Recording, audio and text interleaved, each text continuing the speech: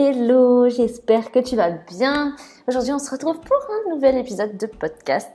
Donc, on a changé de nom. Je ne sais pas si tu as vu, tu as dû voir parce que quand tu as cherché le podcast, si jamais il n'est pas enregistré dans tes favoris, déjà, je ne sais pas ce que tu attends. Mais tu as dû voir qu'on s'appelle maintenant M-Bodies et non plus Oli le podcast. Pourquoi ? Parce que j'ai pas expliqué le pourquoi du comment. Mais c'est parce que M-Bodies, c'est un projet qui arrive très très vite et que j'ai très hâte de lancer, qui m'anime beaucoup, qui me stimule beaucoup. Et du coup, je trouvais que c'était plus aligné.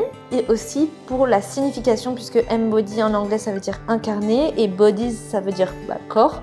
Du coup, le mélange des deux, c'était un mot qui me plaisait beaucoup, que j'ai eu du mal à trouver avant. Donc c'est pour ça qu'il est venu un peu tard. Mais j'en suis contente. Dis-moi si ça te plaît, si tu trouves ça parlant, ou si tu t'en fiches, t'as le droit aussi. Mais voilà, du coup on revient en force avec un épisode pour l'été. Puisque je ne sais pas si tu as remarqué, mais l'été est dans moins de 3 mois. Alors, si tu es un peu sur les réseaux sociaux, tu as dû le remarquer. Parce que vraiment, on est assailli de posts de qu'est-ce que tu attends pour travailler ton summer body, l'été est dans 3 mois, si tu n'as pas encore repris le sport, rejoins-moi, nanani, routine abdos-fessiers pour être la plus fraîche en maillot cet été, bref. On voit des trucs comme ça de partout, alors autant te dire que moi qui suis en arrêt depuis 2 mois, ça me fait un peu culpabiliser, mais surtout je me dis waouh, j'avais pas capté que c'était une industrie aussi gigantesque. En fait, la promotion du maillot de bain l'été, du corps parfait, même les pubs s'en servent. Hein. Et donc j'avais pas remarqué que c'était aussi important. Je pense que vu que je peux pas faire de sport, ça me frappe un peu plus. Mais du coup, on est là, on est en avril, il fait beau, il fait chaud.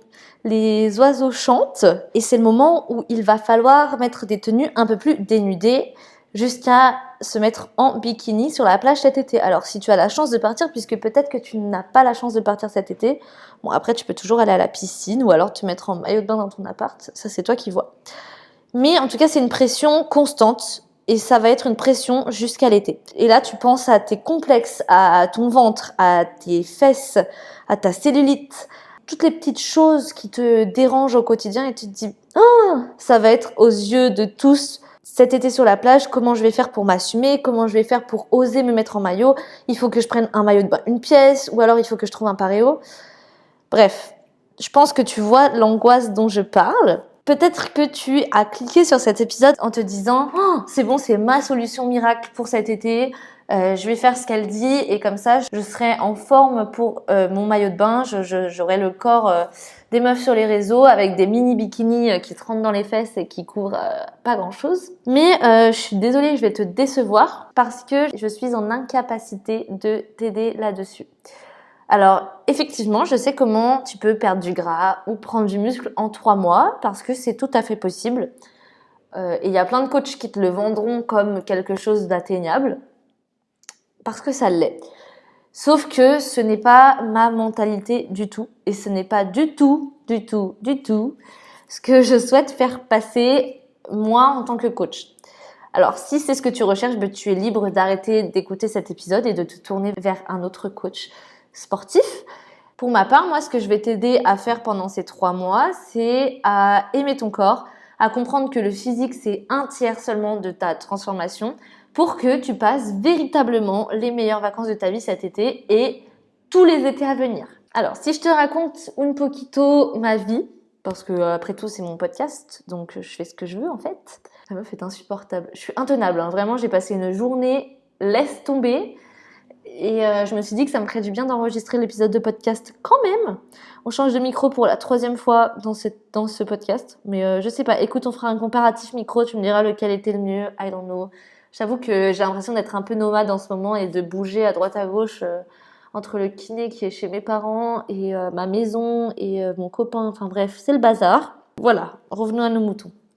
Donc, je suis passée par toutes les formes de corps. J'ai eu ma puberté hyper tard. Donc, pour te donner une idée, j'ai perdu mes dernières dents de lait en seconde parce qu'on me les a arrachées. On m'a arraché 10 dents de lait en seconde parce qu'elles tombaient pas.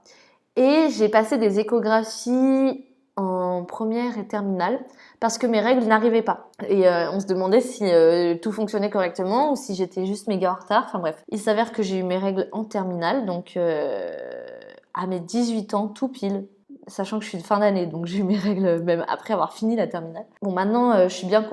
Maintenant, en vrai, je comprends pas pourquoi je les attendais autant, mais quand t'es ado, c'est un truc qui te marque beaucoup. C'est un step à passer dans ta vie. Et du coup, pendant toutes mes années de collège et lycée, j'avais un corps d'enfant. Où c'est la période où les gens où les filles deviennent femmes, où tu apprends à aimer ton corps, tu le vois changer, tu commences à flirter avec des garçons, etc., à faire des choses un peu plus adultes. J'avais un corps d'enfant, avec un ventre tout rond et vraiment aucune forme. Après, j'ai commencé à grossir parce que du coup, mon corps s'est dit ça y est, elle a la puberté, faut tout rattraper.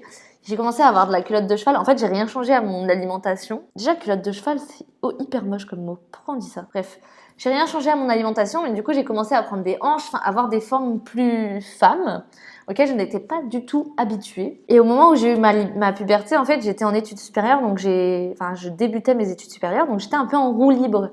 Donc, je commençais à découvrir un peu les joies de la vie étudiante. Sauf que là, ça a été un peu tout en même temps parce qu'il a fallu que j'assume mon corps. Je commence à me confronter au regard des garçons, que je me confronte à la vie étudiante, à tout ça, et à cette nouvelle puberté du coup. Et donc, j'ai pas du tout eu le temps d'apprivoiser mon corps. Et du coup, j'étais pas du tout bien dans ma peau. Après, j'ai été anorexique. Donc, j'ai été très, très, très, très maigre. Je me suis prise les remarques inverses.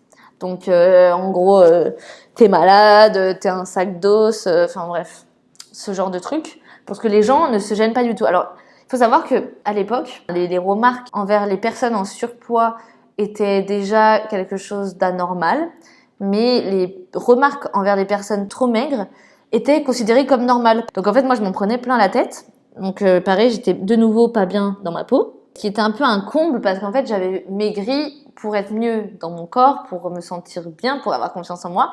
Et sauf qu'en fait, l'été où j'étais en maillot sur la plage avec le corps le plus mince que j'ai jamais eu, j'étais tellement mal dans ma peau, je manquais tellement de confiance en moi, j'étais malade, j'étais vraiment pas bien. Enfin, au niveau santé mentale, c'était vraiment pas fou. Que du coup, j'ai pas passé du tout de bonnes vacances et j'ai pas du tout profité de ce corps-là, entre guillemets.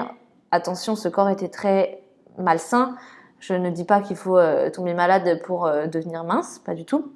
Mais en tout cas, ça m'a pas apporté plus de bien-être que mon corps un peu trop en forme, on va dire. Et c'est là que je me suis dit que peut-être que le problème n'était pas mon corps, mais bel et bien la vision que j'avais de moi-même. Et que certes, travailler mon corps, par exemple à la salle, puisque je me suis inscrite à la salle par la suite, du coup j'ai développé des muscles, un corps plus athlétique, un corps qui me plaît beaucoup, un corps qui correspond à tous les idéaux de beauté que je m'étais imaginé. Vraiment, c'était à la période où j'étais anorexique. J'avais des meufs Pinterest sur mon fond d'écran. C'était mes fonds d'écran.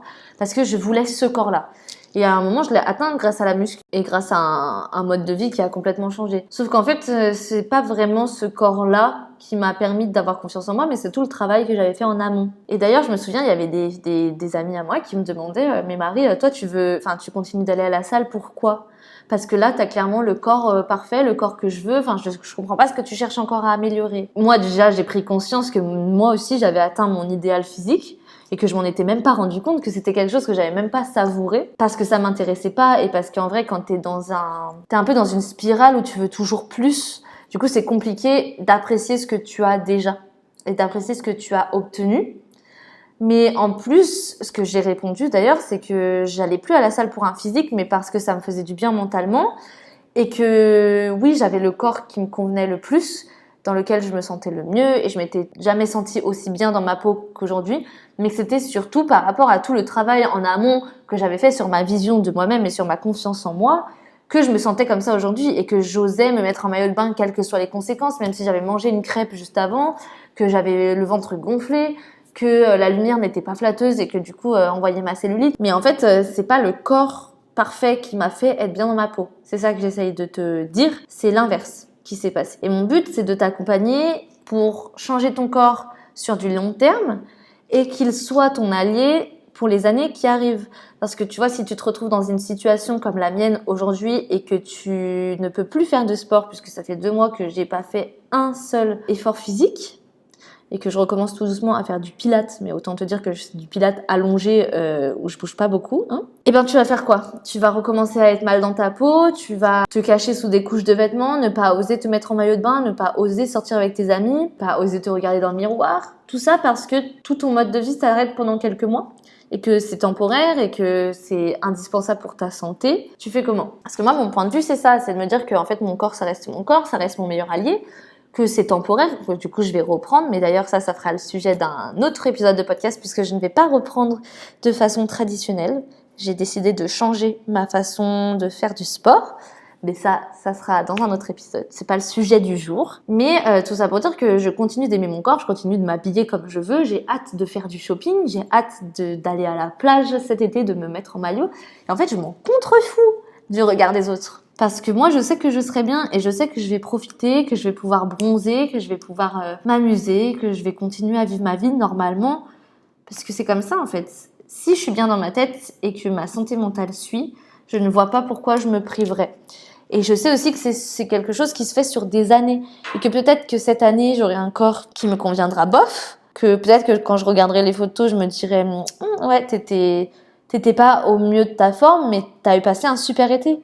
En fait, c'est ça qui est important, c'est les souvenirs, c'est pas ton corps qui compte. Et je suppose que tu pars pas en vacances à la plage pour faire un défilé de mode sur la plage. Donc en fait, si tu ne te sens pas bien dans ta peau, c'est quelque chose qu'il faut travailler sur le mental. Et si tu as peur du regard des autres, c'est quelque chose qu'il faut travailler dans ta confiance en toi et non à la salle de sport. Voilà. Maintenant, je vais quand même te donner quelques petits conseils pour faire de ton corps ton meilleur allié, pour avoir des résultats visibles sur du long terme et pour être bien dans ta peau tout simplement et passer ton meilleur été dans un corps qui te plaît. Alors déjà, on fait du sport parce que c'est bien beau tout ce que je viens de te dire là.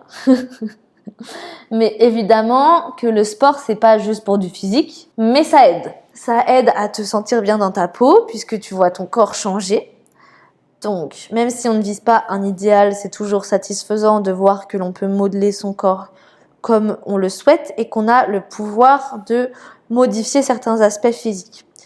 Ensuite, le sport, ça aide dans le sens où tu vas atteindre des objectifs chaque jour. Le fait de te dépasser constamment et d'atteindre de nouveaux objectifs, ça joue sur ta confiance en toi. Ça te montre que tu es capable, ça te sort de ta zone de confort constamment et surtout, ça te montre que tu réussis. Donc forcément, ça a un impact positif. Ensuite, on mange équilibré. Mais alors, on mange équilibré, qu'est-ce que ça veut dire? Ça veut dire qu'on mange de tout le temps, et qu'on ne se prive de rien. Pas plus tard que ce matin, je suis tombée sur une vidéo YouTube qui était, le titre était, j'ai même pas regardé, peut-être qu'elle disait pas ce que le titre voulait dire, mais en tout cas, le titre disait les aliments que j'ai bannis de mon alimentation pour atteindre ma shape actuelle, ou un truc comme ça. Et il y en a une autre que j'ai vue il y a pas si longtemps, qui était les 5 pires aliments, quelque chose comme ça. Déjà, c'est du contenu hyper culpabilisant, et surtout, c'est du contenu qui mène à des troubles alimentaires. On ne bannit aucun aliment de son alimentation, hormis si on fait des compétitions. Sinon, on mange de tout le temps. C'est ça, une alimentation équilibrée. Évidemment, il y a des aliments qui seront plus ou moins bons pour ta santé, c'est vérifié. Mais ça veut pas dire que c'est des aliments que tu dois enlever, parce que ça fait partie d'une alimentation équilibrée. C'est bon pour ta santé mentale, c'est bon pour ton bien-être, c'est bon pour ton plaisir. Et oui, c'est pas forcément bon pour ta santé, mais en fait, si tu en manges en petite quantité de temps en temps et que tu ne t'en empêches pas, ça signifie que tu ne feras pas de fixette dessus, que tu ne feras pas de crise et que du coup, tu en mangeras en quantité raisonnable. Tandis que si c'est quelque chose que tu bannis, le jour où tu vas être tellement obnubilé par cet aliment parce que ça fera des mois que tu n'en auras pas mangé, crois-moi que ça ne sera pas des quantités raisonnables et que ça va faire beaucoup plus de mal que de bien. Ensuite, on ne sacrifie pas sa vie.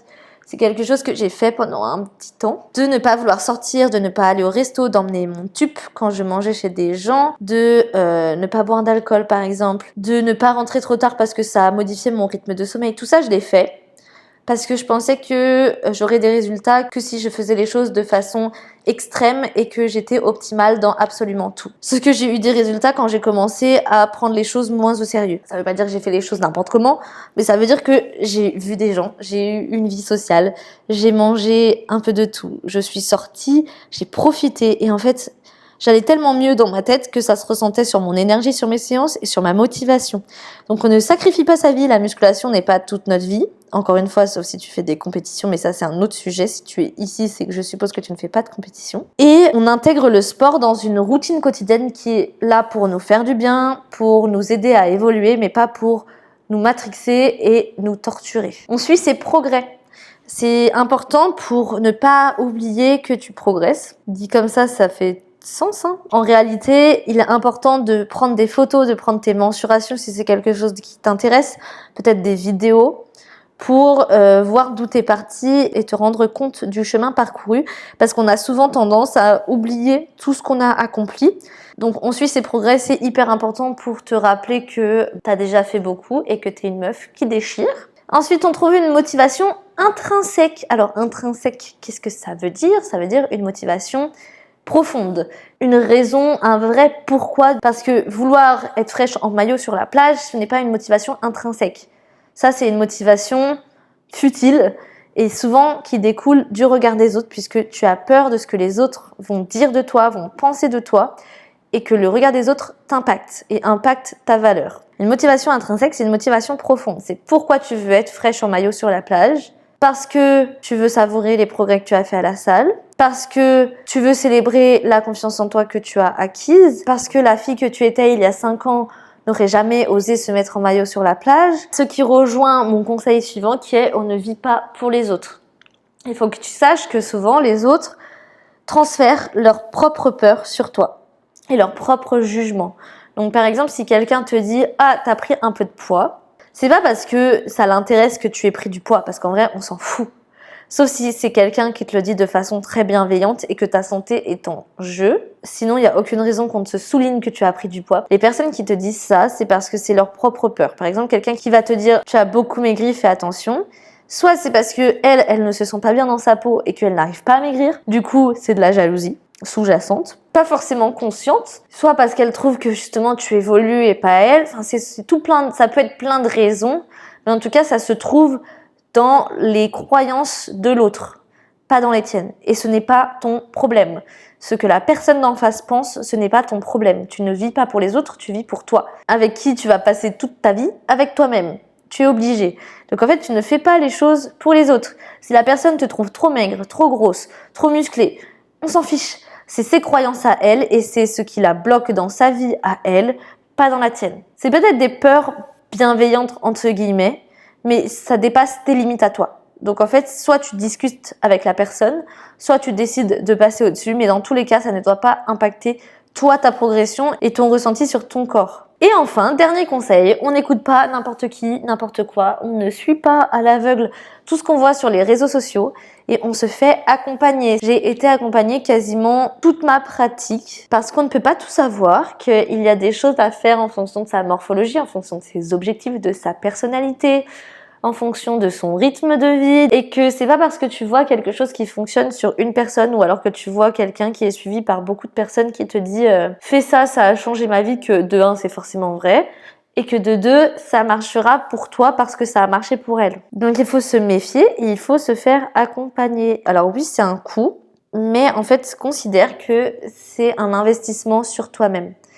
Tu investis dans plein de choses pour construire ta vie, pour que ta vie soit telle que tu le souhaites et que tu réussisses.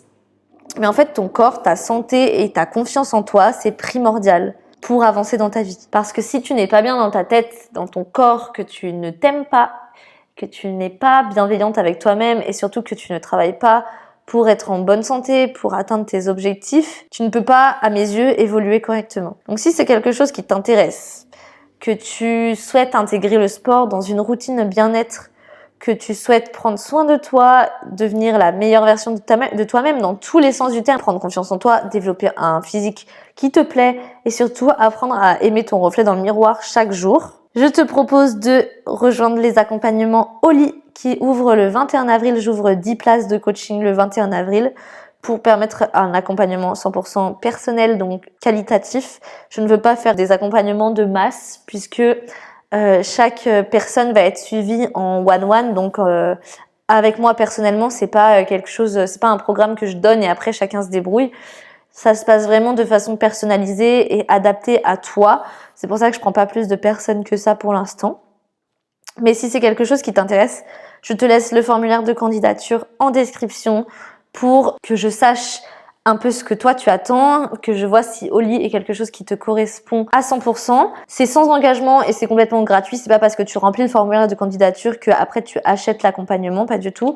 Mais par contre, ça me permettra de te recontacter pour qu'on puisse discuter de toi, ce que tu souhaites et de comment on peut mettre ça en place. Voilà, je te laisse aussi me rejoindre sur Instagram pour avoir des conseils quotidiens. Il n'y a pas de vidéo pour cet épisode, mais je sais pas si ça change quelque chose vraiment la vidéo ou pas. Dis-moi ce que t'en penses. J'ai l'impression que je suis plus naturelle sans vidéo parce que je sais pas, je me sens moins observée, j'en sais rien. J'ai l'impression de parler toute seule et c'est quelque chose que j'ai l'habitude de faire. Mais dis-moi, on dirait que je suis folle. Vraiment, tu vas te dire, mais elle est complètement folle celle-là, ça va pas bien dans sa tête et après elle veut que je prenne ses accompagnements, complètement frappadingue. Mais en tout cas, j'espère que cet épisode t'aura plu, que tu auras pu en tirer quelque chose, que ça t'aura aidé, que tu arrêteras de culpabiliser pour l'été qui arrive et que tu passeras ton meilleur été. Si tu veux m'envoyer des photos de toi sur la plage, c'est avec grand plaisir. Et en attendant de retrouver l'épisode de la semaine prochaine qui sera quelque chose de beaucoup plus concret, parce qu'on va parler de journaling et de mindset. Prends soin de toi et je te fais plein de bisous.